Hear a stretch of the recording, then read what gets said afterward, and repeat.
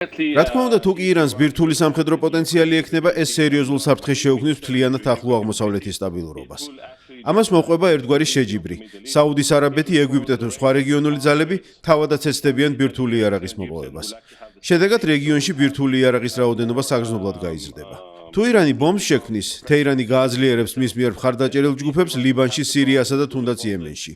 გარდა ამისა, ეს ობიექტურად გააძლიერებს თავად ირანულ რეჟიმსაც. ამრიგად ირანის ხელში ბირთვული იარაღი მოვლენების უკიდურესად ნეგატიური განვითარებაა. ამ საფრთხის თავიდან ასაცილებლად გადაიდგა ძალიან სერიოზული ნაბიჯები. მათ შორის იმ მეცნიერების ლიკვიდაცია, რომლებიც პასუხისმგებლები იყვნენ ბირთვული იარაღის შექმნაზე. ასევე მნიშვნელოვანი დარტყმების მიყენება ურანის გამდიდრების ობიექტებზე, განსაკუთრებით ნათანსში.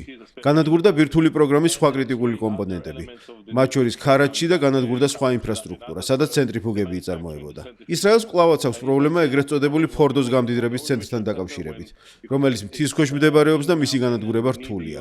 ამისთვის ისრაელს სჭირდება ამერიკის შეერთებული შტატების მხარდაჭერა, კერძოდ ეგრეთ წოდებული ბუნკერ-საწინააღმდეგო ბომბები. დიახ, ისრაელი მაქსიმალურად ცდილობს არ დაუშვას, რომ ირანმა ბირთვული შესაძლებლობები შეიძინოს. ეს მარტივი არაა, მაგრამ გაცილებით უკეთესია, ვიდრე ბირთვული ირანი და რეგიონში ძალთა ბალანსის შეცვლა.